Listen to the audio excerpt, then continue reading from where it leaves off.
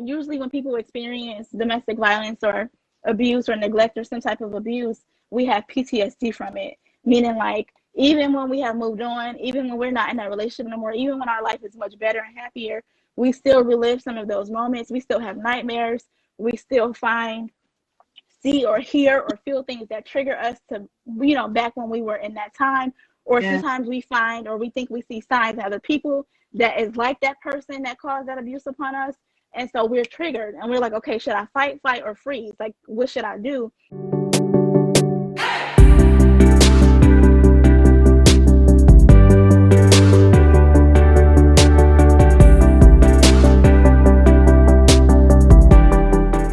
So today I have my very good friend who is very knowledgeable about mental health. She is a limited licensed marriage and family counselor, therapist. And so her name is Jakita Reed, and she is going to help us lead this conversation to discuss all these great topics that we have for you. So, Jakita, I have questions for you that I do want you to answer. And I also want you to be able to give your bio and let people know who you are and what you have to offer. And then at the end, I want people to be able to ask us questions. And also I want you to be able to tell them like your services and stuff so people can book with you. Okay, cool. Well, first of all, thank you for having me on. I remember when you started, and I also remember, getting the news about your mom, and, we've been friends for over 10 years. So yeah, that was extremely difficult to hear. And I know that was challenging for you, and it is challenging for you and your family. So, my heart has always been with you all. Even before this happened, but just especially since it has happened. But I'm so grateful to be on. I'm glad that you are turning this into something positive, because there's so many people who I hate domestic violence. There's so many people who need this awareness. There's especially our community, like, they have resources out there, but it's always the Black communities, the minority communities that don't have as much access or opportunity or exposure to things like this, so we don't know. So then our people suffer, and mental health is a huge issue, and I'm so happy that our people is starting to realize how important it is, that it's just as common as going to the dentist to see a therapist. So thank you for having me. A little bit about myself. My name is Jakita Reed. You can find me as Jakita Criswell too. I have two last names. Reed is my marriage last name. Criswell is my maiden last name, which I cherish to death because it's my dad's last name, who has passed away. But I am a marriage and family therapist. I am limited licensed, and I work with families, individuals, couples on mental health. I have my own practice, so I commonly see people for stress, anxiety, depression, people who have relationship issues of all sorts, not just romantic, but with their children, families. I help women, I help men, whoever reaches out to me, I'm there. I'm a therapist, so I'm willing to help. But yeah, that's just a little bit about me for sure. Thank you so much. And you do, let me just say, you do a wonderful job. Wonderful job. That's why you had to be the first person to start the conversation with me, to open this up and to just start this thing. Because this is not just because, it's not just for my mom, but it's for all of us. I think we all struggle so much with mental health, and we don't never address it. And I just feel like it's time for it to be addressed, especially in the Black community, because it's not. Everything is always swept under the rug or given to God. And I believe in God so much, but I also believe God placed these people in this world with these skills to be able to bless those who struggle with it. Yeah, I totally agree. Yes. I definitely agree with you 100%. Okay, so I have a few questions I wanted to ask you to lead the conversation. So the first question I wanted to ask you, and I'm sure it's going to be very impactful for helping the people who are watching this, is how impactful is mental health maintenance to the health of your relationship or marriage? And when I say relationship, I mean anybody, friends, family, your significant other, your husband, your wife, anybody. And marriage is just marriage specific, but how impactful is the lack of mental health maintenance to the health of a relationship?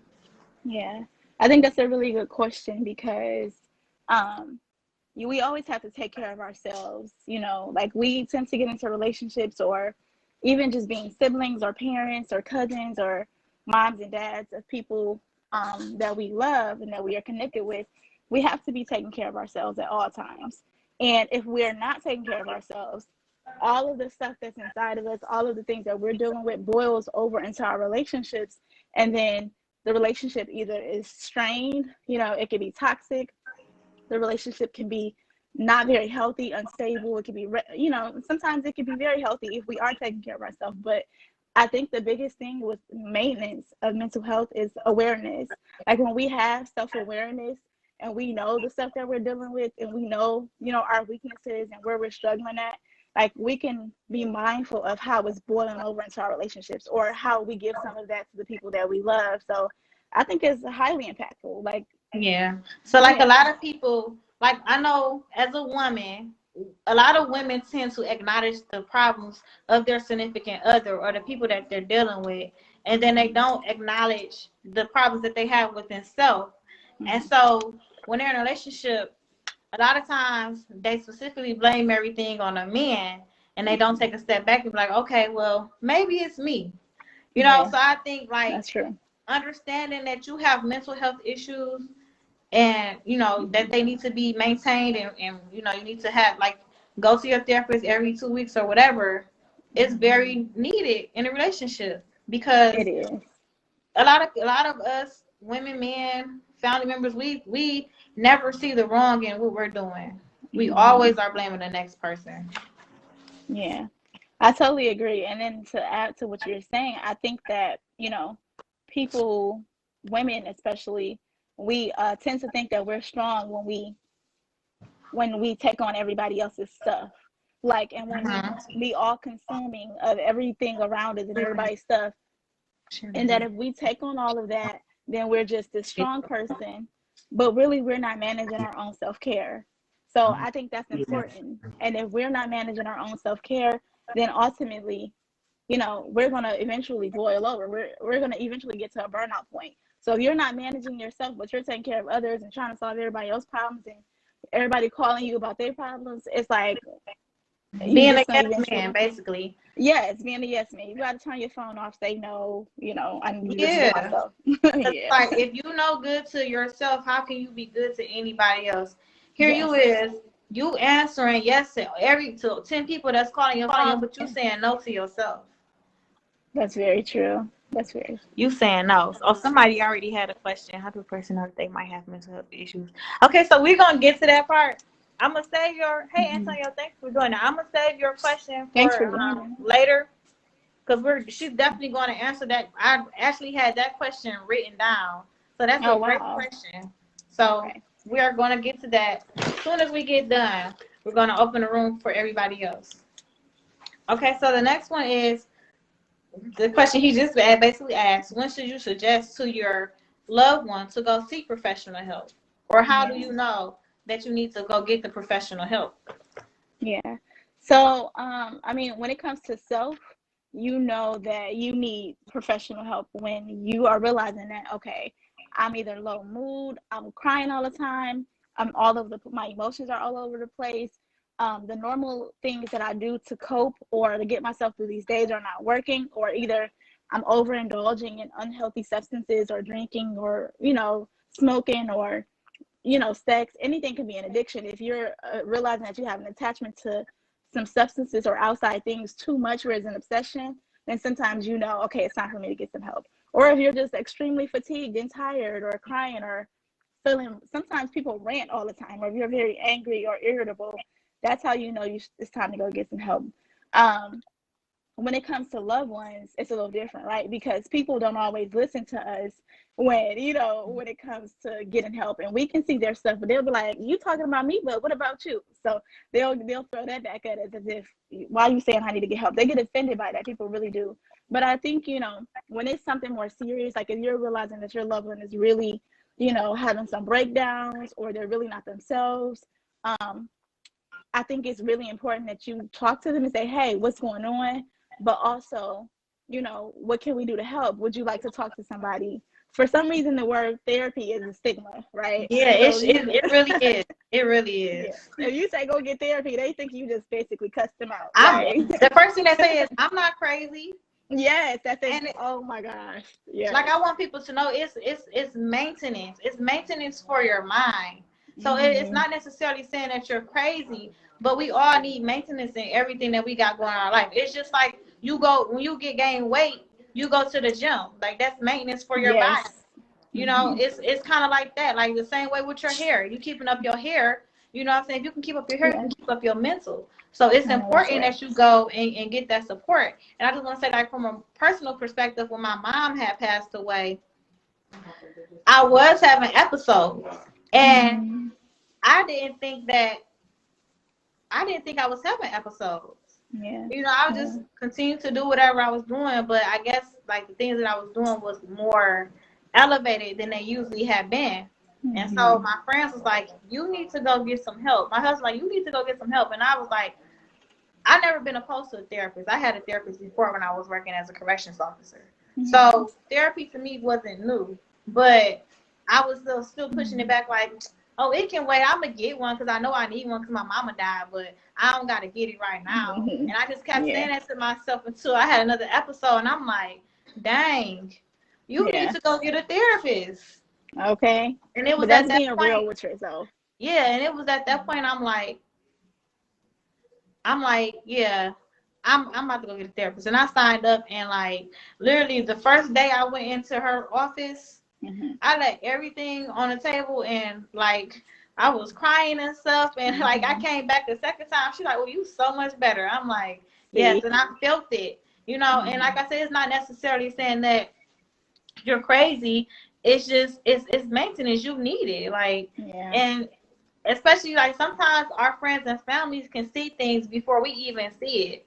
And sometimes what happens is we can be in denial about it, like, oh, well, nah, that whatever. Like, no, that's not that. But sometimes it's okay to step back and acknowledge what they're saying and really tap into that and really see if what they saying is really going on. Because whatever my husband and my friends was telling me was really going on with me.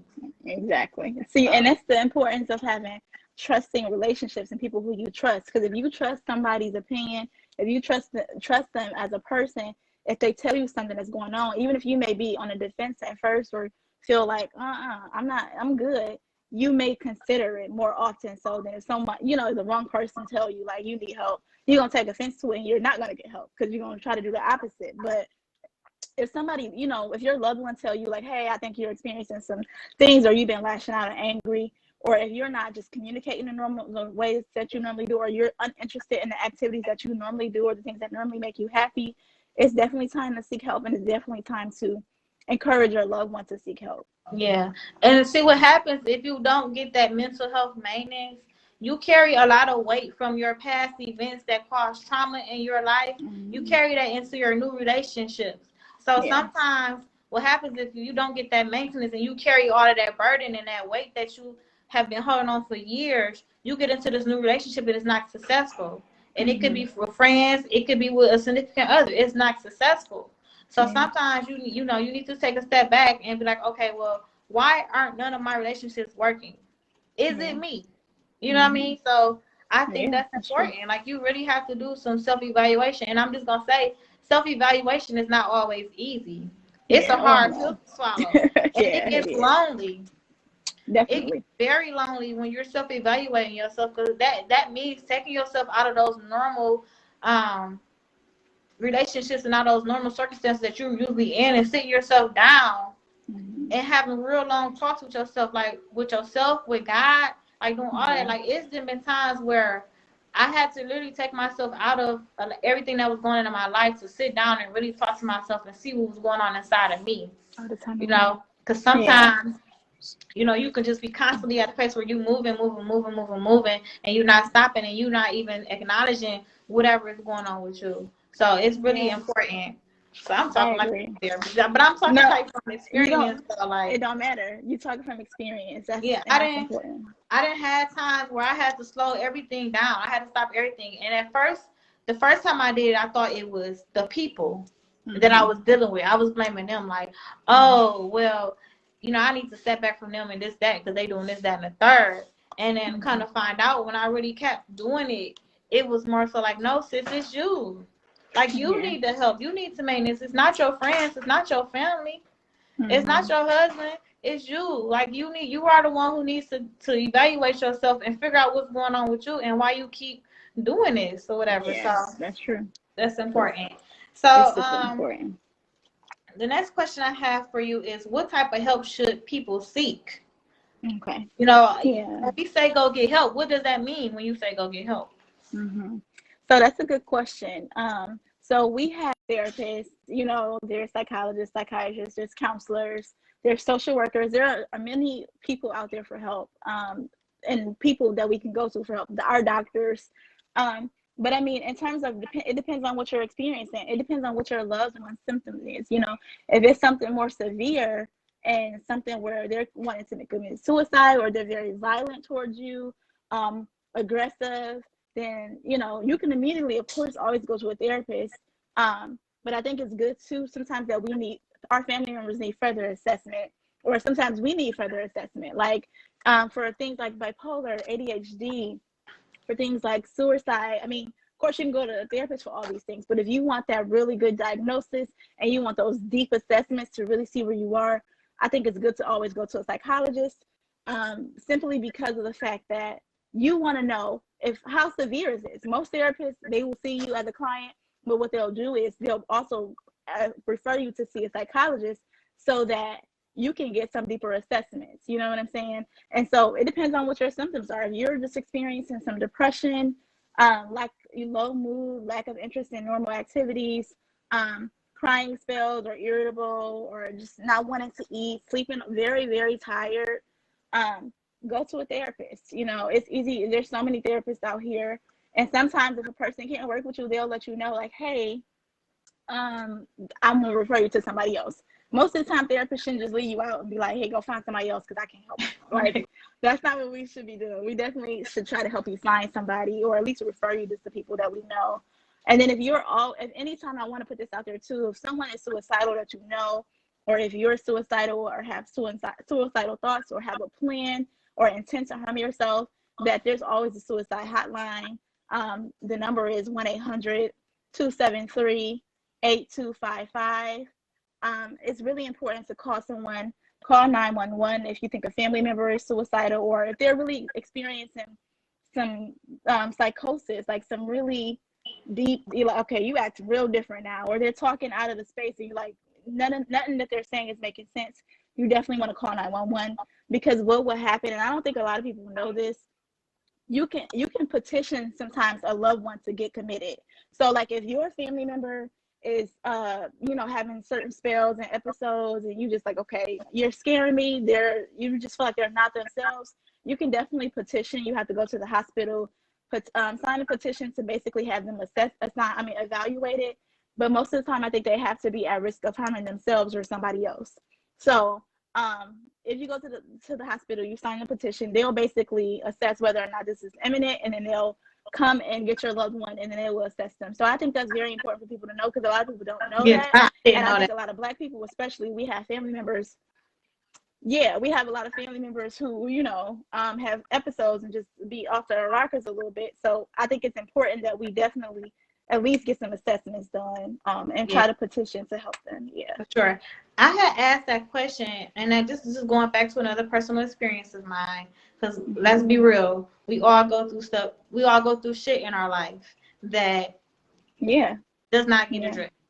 So, so I had asked this question because I was thinking about my mom again, and what was happening was my mom knew that her husband had some issues, and he was going to like AA, but he was not.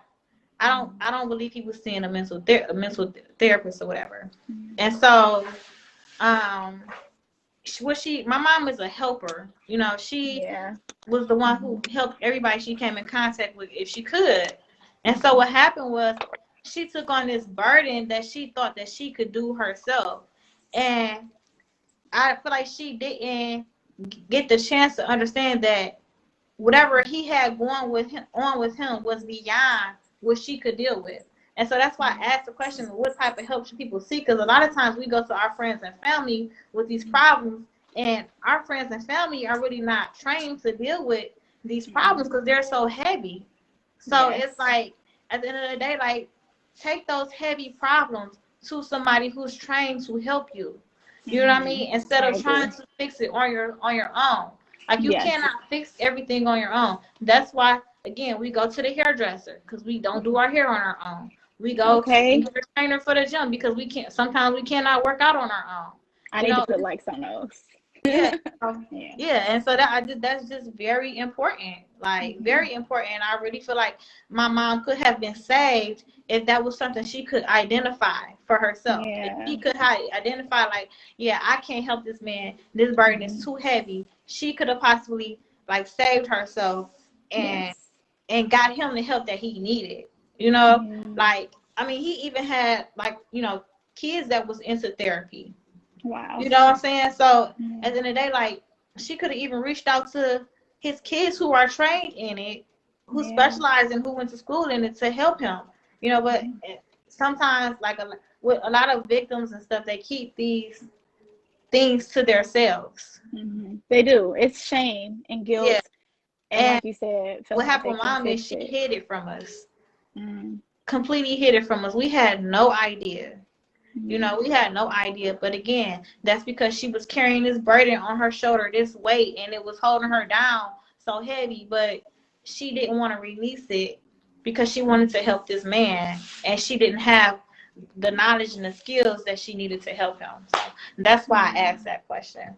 That's important, though. Yeah, sometimes I know a lot of people do call their family and friends and do try to, you know, stay within the people that they know, because a lot of people don't trust therapists, don't trust like they don't trust, you know, other people to know their business for whatever reason. I know, because it's a saying from when we was little, what goes on in this house stay in this house, right? But people don't understand that's very harmful, because a lot of the children that were molested and raped and things like that growing up, they didn't tell anybody, because what happens in this house stays in this house, right? And so now those people are dealing with all of that low self-esteem, are dealing with issues, mental health issues, because the abuse that they were experiencing, neglect, all of that was kept in the quiet. And so now, so it's like a thing in our culture to keep quiet and not tell people what's going on in your house.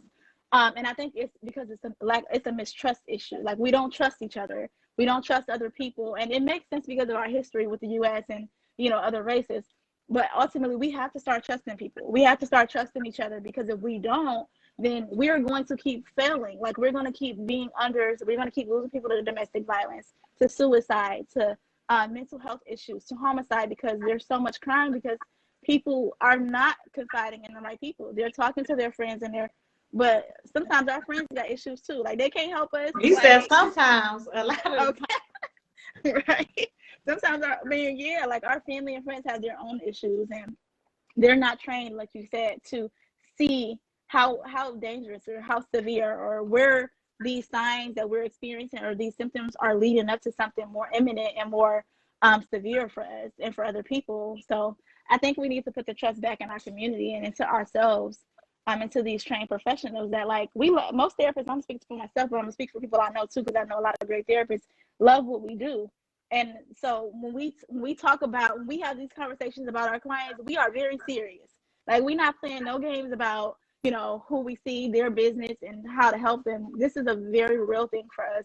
We really are here to help our community, but we have to be trusted. You know, they have to meet us halfway, for sure. Yeah. And a lot of people don't want to, like, and that's the issue. It's an issue in that community. Like, a lot of people think, like, a lot of people have this mindset, like, oh, I can't be helped. You know, like, what me sitting talking to a therapist gonna do for me? Like, I hear that so much. Like, oh, I'm somebody just gonna to me. I don't realize how refreshing it is, because they never experienced it, or they're not being open-minded. And I just think a lot of times we need to be open-minded about the things that we need in our life, because sometimes what you think you don't need is really what you need. I agree. So, my next I always tell my, I'm sorry, I always know you okay. I said, I said, what you have, I asked him, I said, so you got to this point, right, in your life and you're at therapy, but if what you have been doing has brought you here, don't you think that you should try something different, to give you a different outcome? And that's the thing. Like, sometimes we have strength in us that brings us and keeps us here, but we're still we're surviving. We're not living. You know what I'm saying? We're not experiencing our relationships and our life at its best because we're just surviving. We're not getting the real maintenance we need for our mental health. So I feel like if you are where you are and it's not the most pleasant experience, or you would prefer a different type of outcome for your life, why not seek support? You can only try it. If you don't try it, then you'll never know. But definitely try it. Yeah, don't knock it. Yeah, try it. And if you have a bad run-in with the one therapist, try another. Like, people always give up on that one person. Like, oh no, they ain't listen to me, or they judge me. It's more people out there. Trust me. Yeah. It's like trying on shoes. You have to find a good fit. A good advice I would say is look at the reviews sometimes. See what people are saying about these therapists that you're picking. Like, for instance, like if you're a person, you want a spiritual therapist, like somebody who believes in God and you want them to be Black. Go to Google, type in Black therapist that believes in God living in Detroit, Michigan. And I'm telling you, like, it's going to pop up. It sure is. A lot of Christian pop up because there's all types of therapists. This is my second therapist that I had, and my first therapist was good too, and she was good, and so I had stopped going to her because I wasn't working at the prison no more. I had her for the time that I was at the prison, but then when this happened with my mom, I ended up getting a new therapist, and she's good too. Like, she's great actually with helping me with my mental, because I struggle a lot of times. Like, I'm really sweet and stuff, but I struggle sometimes with my mental, and I'm, sometimes okay. I'm like, Daenerys, you got to get it together. You got to get it together. So, my next question is, what's the difference between? I know you talked about it a little bit earlier, but what's the difference between a psychiatrist, and a therapist? Okay, so the most important difference is that it's a difference in education. So therapists are mostly master's level. Psychologists and psychiatrists are usually PhD level, doctorate level. So it's a difference in, the length of how long they go to school and their level of degree. So if you want to go to someone who's like higher up in their level of education or clinical training, you can go to a psychologist or a psychiatrist. But psychiatrist is usually for people who have like a sociopath. Not saying everybody is a sociopath, because some people go to psychiatrists just for their bipolar disorder or just for schizophrenia. So what psychiatrists do is that they don't not only diagnose you, but they prescribe you medication. And they really do therapy too, but it's more intensive and it's more of, okay, what are you experiencing? I don't think it's more about the symptoms. It's more about how can we get you better. So they're giving you medication to help you get better. Psychologists also prescribes you medication. They also do very intensive assessments on people to find out if you have schizophrenia, to find out if you have ADHD, or to find out if you have bipolar disorder or a mood disorder. You often will see a psychologist and get an assessment. Therapists usually can diagnose depending on what their modality is, but therapists can usually diagnose somebody with depression. But usually those are the diagnosis people, that therapists diagnose you. Would it be depression or anxiety or stress or a mood disorder? And so most therapists don't prescribe medication, but we can diagnose people. That's just part of what we do. But it's the same. Honestly, it just depends on what you want. It depends on what type of therapist you go to. They look at, some therapists just work with individuals. Some therapists work with the whole family. Some people don't want to work with the whole family. They only see individuals. What I always encourage people is to do what you said earlier, is to type in what you're looking for. Like, if you're looking for a Black therapist, if you're looking for somebody who specializes in anxiety or stress or depression, or, if you just don't know what you're looking for, try somebody out, call a therapist, say, hey, this is what I'm experiencing. Who should I go to? Call a psychologist. You can literally go to a psychologist. It's just the same as you will go to a therapist. Usually psychologists probably charge more for sure, though. Okay. Yeah. So this is my last question that I have for you, and then we're gonna open up the floor for. I want to go back to Antonio's question too, just to make sure we answered it, and then we have a couple more questions on here too. So my last question for you is, what do you do when your loved one don't believe that they need the help or want to seek it? And I think we already answered this earlier too. Yeah. Yeah, definitely. So if they don't believe that they need help, depending on if it's, like I said, if they are at risk for harming themselves or someone else, you definitely want to, call the hospital, call 911. Not necessarily the police. You can still call the police, but I will call like the hospitals just or the ambulance just to say, hey, this person is, having some episodes, or they're talking a certain way, or they're acting a certain way, or they mention harming themselves or try to harm somebody. So again, they will have you sign a petition, or you can go straight to a hospital and say, how do I sign a petition to get my loved one assessed, because I think that they're experiencing some type of mental, disorder or issues, and they won't go seek help themselves. Now, if somebody is just depressed and they're just not sleeping, and they're, real manic, and they're late, their activities like not eating, not interested in doing anything, it's a little bit harder to file a petition for that, because um, they're going to say, okay, are they harming themselves though? Are they at risk of harm? So with that, is likely harder. And sometimes, and this is just the real truth, you have to just let people be. Like, you can only do what you can do. You don't dismiss them. You don't write them off. Don't call them crazy. Don't talk negative about them. Don't try to push constantly what you want for them, but just ask them, how can I be there for you? What can I do to support you? Sometimes that's just bringing them food and water. Not saying you need to eat, I'm about to make you eat, like, but bringing them food and water, or, helping them with their house or their kids, or whatever it is that they eat. Don't talk about them. Like, don't beat them down some more. Don't call them crazy and all this other stuff and say they need help. Because when you say you need help, that's so offensive to somebody. Literally, just try to see what you can do to support them, because they may just need that, for you to be there for them, just so they can lift themselves up enough to finally go seek some help. Good. Okay. Thank you so much. So thank you so much, Keita. Like, you really gave me a lot of insight. I learned some stuff today. I did. But I want to open up the floor to those who have questions. I want to go back to Antonio's question to make sure that we answered it clearly. And then also, if anybody else that's watching has a question, please drop it below. And we are definitely going to answer your question that you have. So Antonio's question was, how do a person know that they might have mental health issues, or even know that it's mental health issues that they need help with? That's a good question, because if you come from a family like most of us, where nobody really ever seeks therapy or sought therapy, or talked about mental health issues, it seems like what we experience is just a part of who we are.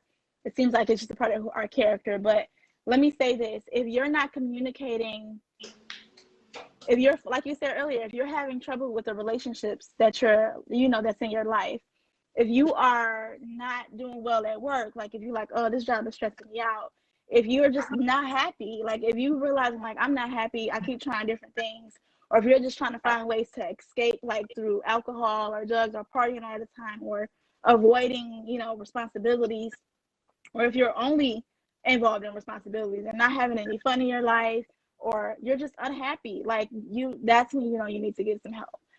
Because life can be way more, like, I think social media has made it worse for people, simply because we see all these people living their best life, living it up, and we see the possibilities of life, and we realize, like, that's not what we're experiencing. That can make us extremely depressed. It can definitely make us stressed out. It can definitely make us feel like, okay, is there something wrong with me? And I get clients all the time like, what's wrong with me? They always ask me that question, and I'm like, there's nothing wrong with you, but it's just some things that we need to work on to help you be better, and we can't say that something is wrong with something that we never learned or that we were never taught. I think the idea is that we just need to learn how to be better at communicating, better at managing our happiness, at balancing our lives, and at, having healthier relationships. So definitely, if you're unhappy, it's time to seek help. Definitely. So this one says, why do people think talking to a therapist is crazy? And why do people find other ways to cope, not knowing they're having a breakthrough? Yeah. So, I think that's a good question. I think there's a stigma. I mean, we know, right? There's a stigma of talking to somebody else. And even me, sometimes I get clients that always assessing what I'm thinking and what I'm feeling about them. Like, you think I'm crazy, don't you? I know I'm too much. Like, they'll go there because of the fact that they're so self-aware of how they're feeling, but they're also insecure. Sometimes we're insecure about our problems and our emotions and how we feel, that we think that we're too much for other people, that we think that what we feel is too much and that people are going to judge us. But I'm honestly, just like how somebody else do their job, like police officers or doctors, when we go to a doctor, if you're having like pain in your chest, you're going to go to the doctor. You're not going to ask them, oh, I don't trust you. I mean, sometimes we don't trust doctors depending on what race or whatever. Yeah, I'm one of those people. But yeah, I don't Much. trust everybody either. But we know why though. We know why we don't trust a lot of people. As a race, we know why.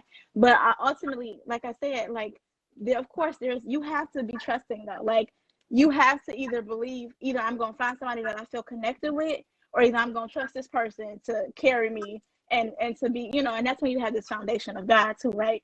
That you're God, I'm trusting this human, so I hope that you are, blessing these hands or blessing this person to be able to provide me with what I need for support. And so I don't know, we can answer that question a million ways. I think that people just have to be willing to take a step and say, look, I'm tired of living how I'm living, so I need a change, so I might as well try this.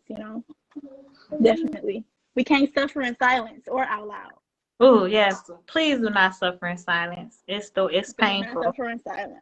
It is. And people put a mask on and they be acting like I'm all good and, I'm all happy because they don't want people to see them weak or see them vulnerable. But I hate when people say be strong, because we just have this notion that being strong means taking and enduring so much pain and being silent about our pain and being always happy. But that's very, like, to me, that's the reason why our race is so down, because we always have to be strong in the face of everybody else. So we don't get a chance to be vulnerable.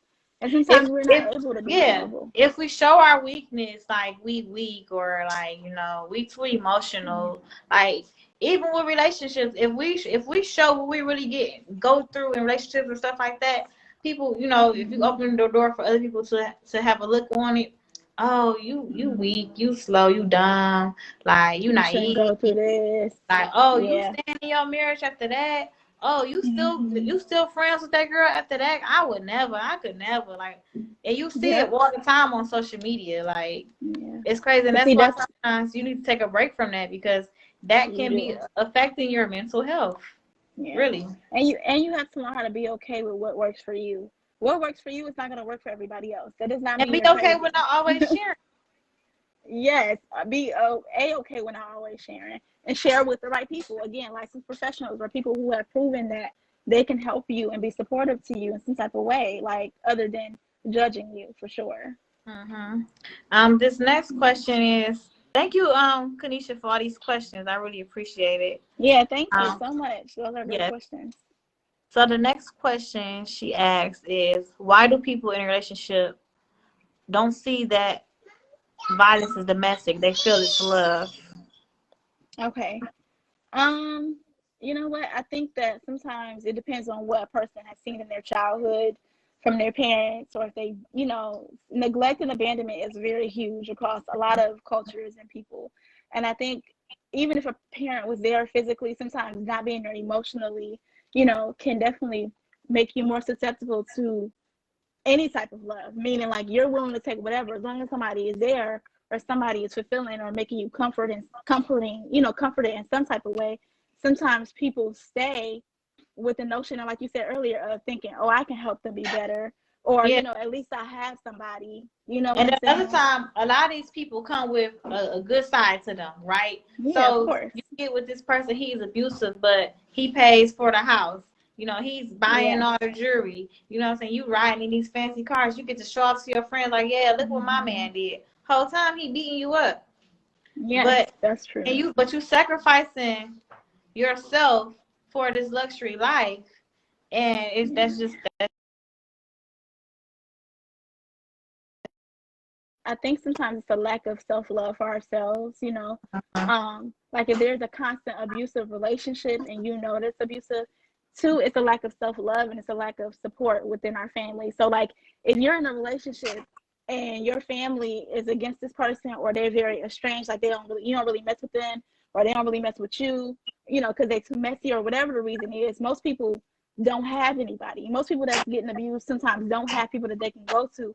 Not even because the family is messy, or because they have some ill feelings and intentions with the family, or because they feel like they're going to be too judged, or like, they feel like the family is going to turn against their partner. So they don't tell them what's going on in hopes that it's going to get better. But people don't realize that it does not get better. Like, it gets worse. It gets worse. Yeah, it definitely gets worse. And sometimes it can take years and decades, but it definitely gets worse. And it starts with taking away your independency, taking away your control, isolating you from friends and families. Like, it's all of that. Then it starts with the down talk and the physical abuse. And, it's a lot of that. It's really bad. And I think that people confuse it because they're wanting love and they're needing love, and they don't have it. And so if that person is there, they're equating that to love in some type of way. So they're willing to accept whatever. Definitely. Yeah. Oh, this question is really, really good. And I just want to thank my cousin for sharing this information on this question, because a lot of women will not do it. So thank you, Kanisha, because this is a really good question. And we're going to make this our last question for today. But this is a good question. She said, I'm a woman of Domestic Violence Act, and I'm no longer with that individual, but I still go through trauma and I relive my past. So how do I shake it, although I'm in a different place in my life? That's deep. Yeah, that is. You want to say something first? No, I was just saying, like, that's deep. Like, thank you for sharing, Yeah. because a lot of women probably, or men, because men go through domestic violence situations too. They probably do still carry that trauma, and they probably are trying to shake it and wondering how, because it, like I said, that's that burden that you carrying on to your next relationships, and it's affecting your next relationships. So yeah, that's a great question. So I think that's really a good question, because that's a part of healing, right? So when you have been through a issue or domestic violence, abuse in some type of way, that's trauma, that's traumatic.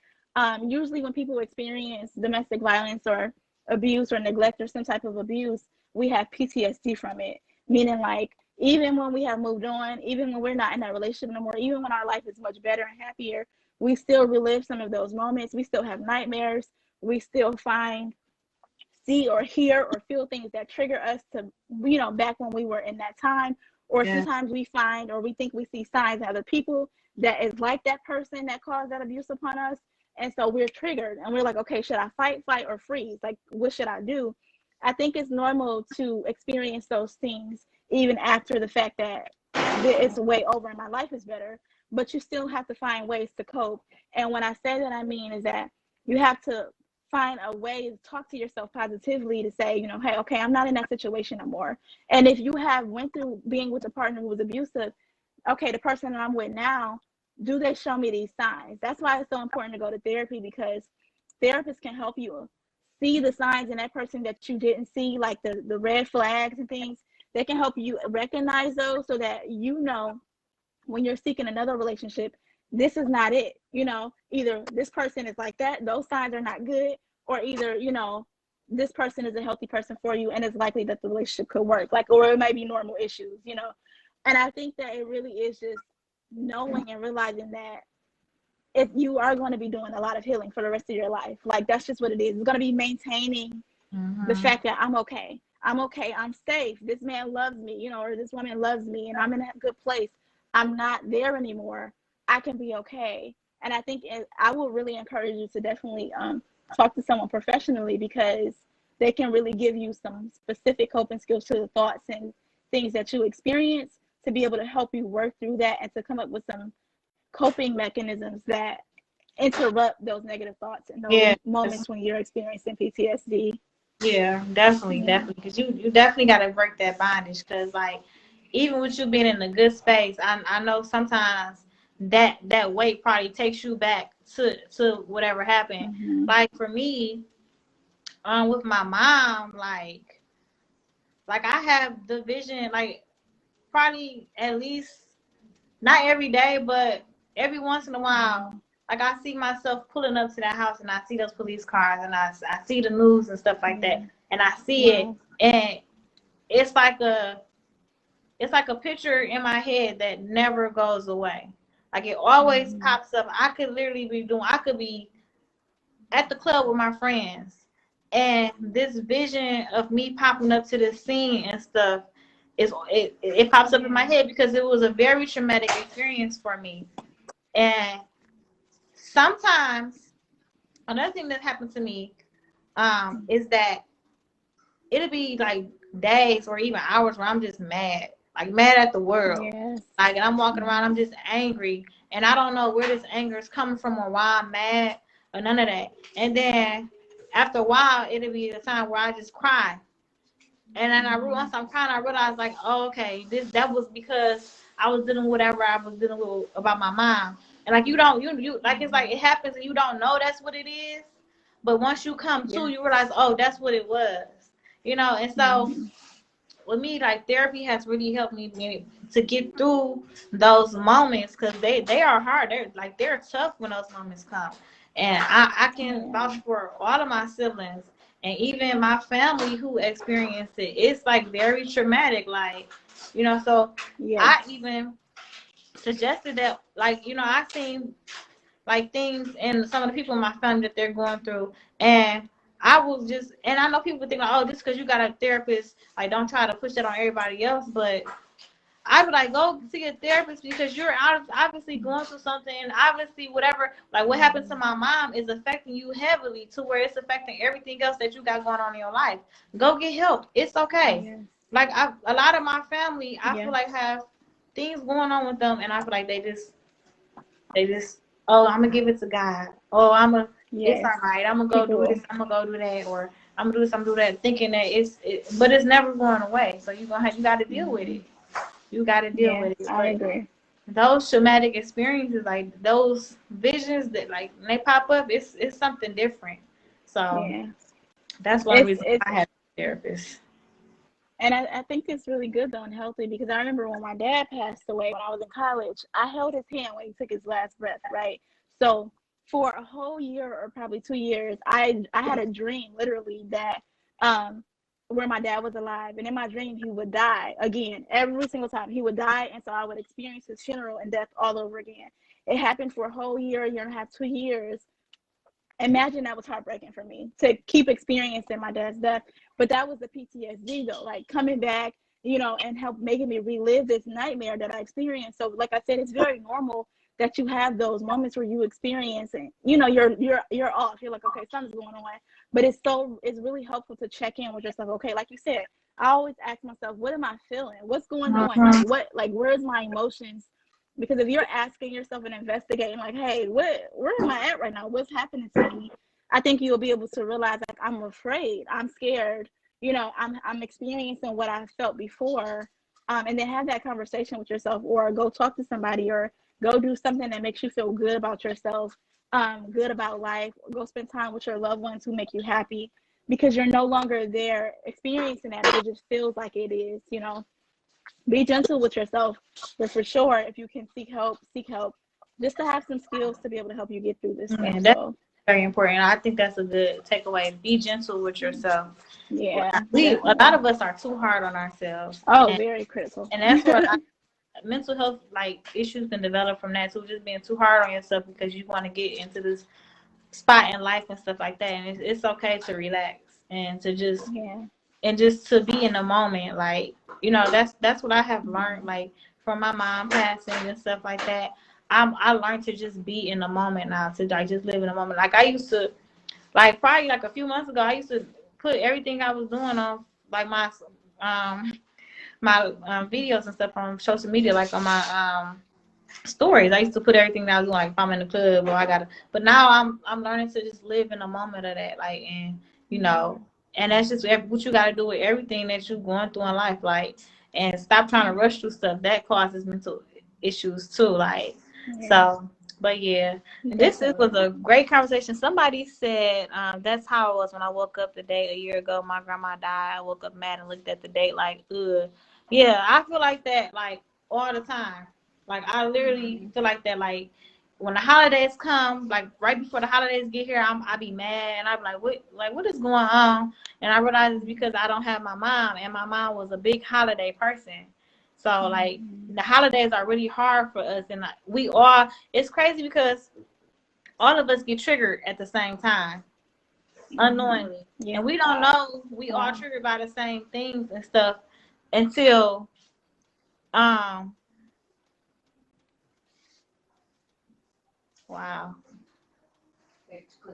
No, I'm reading the comments, and this was deep too. So, what happens is we all get triggered at the same time by different things, but we be going through the emotions at the same time, and we'll text each other. One of us will text. One of us will break the ice and text and be like, "Yeah, I'm going through this," and then we all get text like, "Man, me too, me too." Like this is, and we all be going through our emotions at the same time. Like sometimes others be worse than others, but we be going through it. Like it's like all these, and so what happened is like I became softer with other people in the burdens that they carry, because you don't know what people carry, and you don't know how bad it's affecting them. And sometimes we sit here and we judge people for being the way they be for so much, and we don't take a step back to realize like we didn't walk in this person's shoes. So how this person is carrying their pain, we can't tell that person how to carry their pain. You know, and that was a reality check for me, you know, because I would be that person. I like that. Oh, they can't act like that. They shouldn't be acting like that. But who am I to tell? Who am I to say when should a person heal? Who am I to say how a person should react to a certain situation? Who am I to say, oh, this person shouldn't be this way? That's just like a person who in the streets and we sitting there like just judging them because they're a bad person. We don't know what that man or woman went through to be in that situation, or why they doing what they doing. We just judging. This may be a really good person who believes in God and praise the Lord every day. He just like being in the streets because he got to do something. So, you know, people need to have more empathy for sure. Yeah, that's how I live my life. But I think a lot more people should be more compassionate, just because we don't know what people go through. Yeah. Yes. Somebody said we can't judge. Somebody said I'm going to link up with you for a therapist because I believe I drowned myself from my brother. That's deep. Yeah. Definitely. Yeah, and that's I'm definitely available. Yeah, so my friend Jaquita Reed, she's a licensed therapist. So here go your therapist right now. So that's the next thing we're gonna get to. Keita, drop all your information. How can people get in contact with you? How can people reach you? Like what services you offer? Because we're about to close it up, and this is the time for y'all to get her information, because she is amazing at what she does. She give me advice, and it's always great advice. It's not biased either. Thank you. At all. So. Yeah. No, I try not to be, for sure. But thank you so much. Yeah, I again, you can reach me at if you Google me, actually, if you Google my first and last name, Jaquita, Jakita, and then my last name on my Psychology Today page is Criswell, and it's Criswell. If you Google my Psychology Today page or Google me, my name, my Psychology Today page will pop up. You can read a little bit about me, see my bio. You can also email me or call me to book a consultation. But not only that, you can also text me or call me at my number 248-221-2617.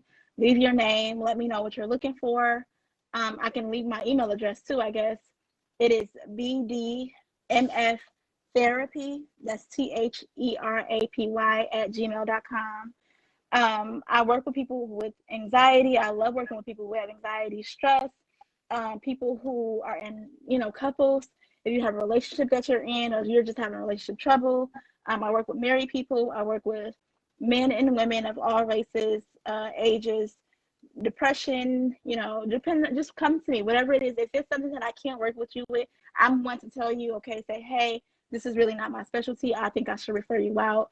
But usually I have been accepting most of my clients. So yeah, definitely reach out to me. Don't hesitate. Yeah.